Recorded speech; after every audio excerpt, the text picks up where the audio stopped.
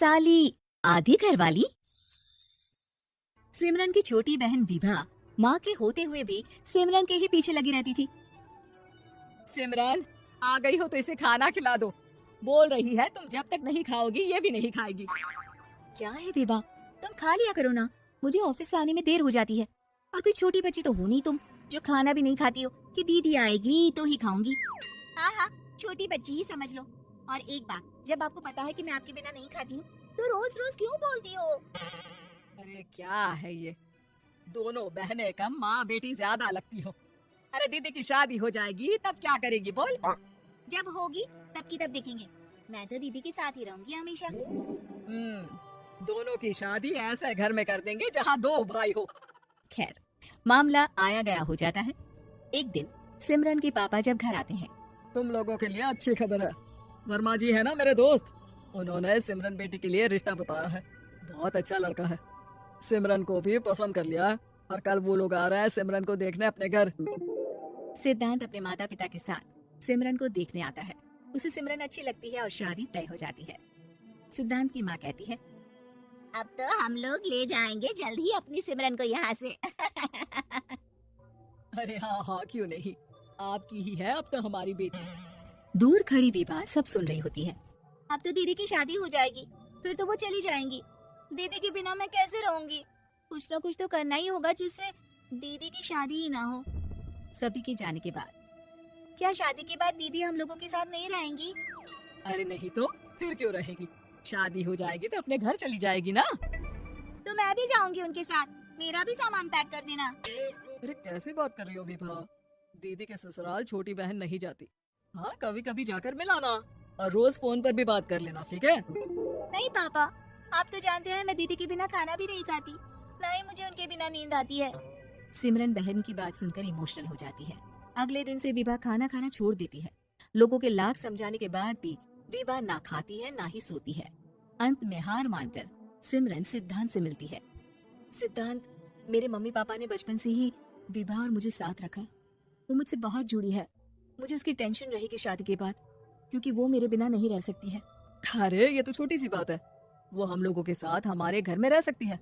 जब उसकी अकल आ जाएगी या वो समझ जाएगी कि तुम्हारा घर वो नहीं बल्कि ये है तो हम उसे घर छोड़ाएंगे, ठीक है? सिमरन खुश हो जाती है क्योंकि वो यही चाहती थी। वो माँ पिता से बात कर लेती है।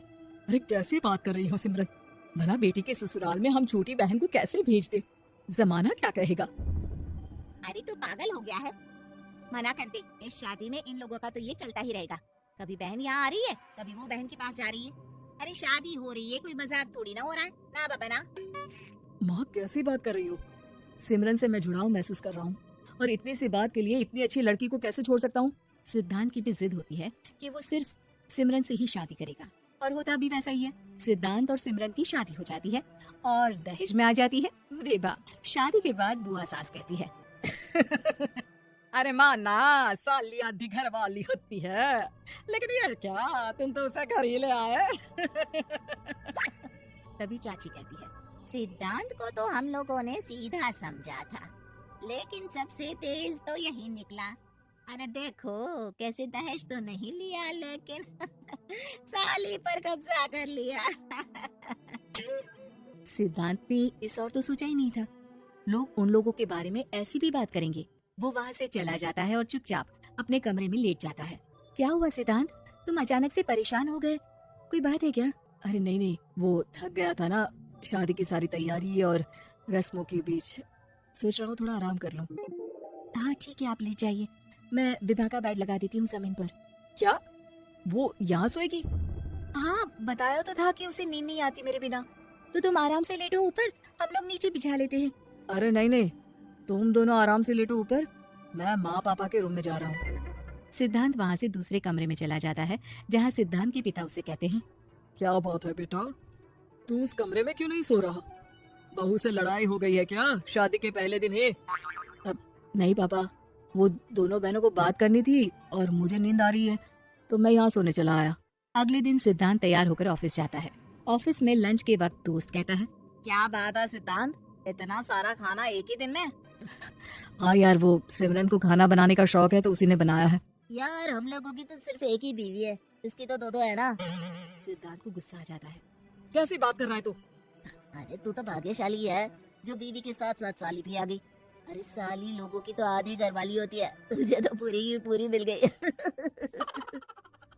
सिद्धांत का पारा अब 7वें आसमान में पहुंच जाता है। वो खड़ा होकर उस लड़के से लड़ने लगता है। हाँ, मेरी शादी में मेरी बीवी के साथ मेरी साली भी आई है, ये सच है, लेकिन सिर्फ कुछ समय के लिए, क्योंकि उसने सिमरन को बचपन से ही माँ की तरह देखा और यूं अचानक वो सिमरन से अलग नहीं रह सकती थी, इसलिए। सोचो, अगर मेरी बीवी उसके लिए माँ का स्थान रखती है तो मेरा दर्जा क्या हुआ? तभी वहाँ बॉस आ जाता है। माफ करना सिद्धांत, यहाँ इस मेंटल लेवल के लोग हैं। जरूरी नहीं साली सिर्फ आधी घरवाली ही हो, कभी वो छोटी बहन तो कभी बेटी भी होती है। वेल डन सिद्धांत। सिद्धांत को अब ऑफिस में कोई कुछ नहीं कहता, लेकिन आस पड़ोस का वो तो वही हाल रहता है। सिद्धांत ऑफिस से घर की ओर आ रहा होता है कि रास्ते में उसे अपनी कॉलोनी का दोस्त मिल जाता है। क्या बात है, चेहरे की चमक बता रही है, शादी से बड़ा खुश है तू। क्यों? हाँ यार, अच्छी लड़की और अच्छा परिवार मिलना कहाँ होता है जल्दी आजकल। यार हमें भी दिला देना ऐसा परिवार जहाँ एक के साथ एक फ्री की स्कीम चल रही हो। सिद्धांत को फिर गुस्सा आ जाता है। वो दोस्त को मारने के लिए हाथ उठाता ही है कि वहाँ विभा आ जाती है।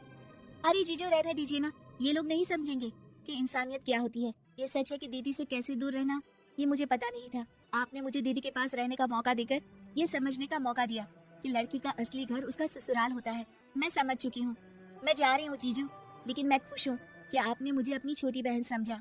सभी उन लोगों को देखकर ताली बजाने लगते हैं। विभा अपने घर चली जाती है और सिद्धांत खुशी खुशी सिमरन के साथ रहने लगता है।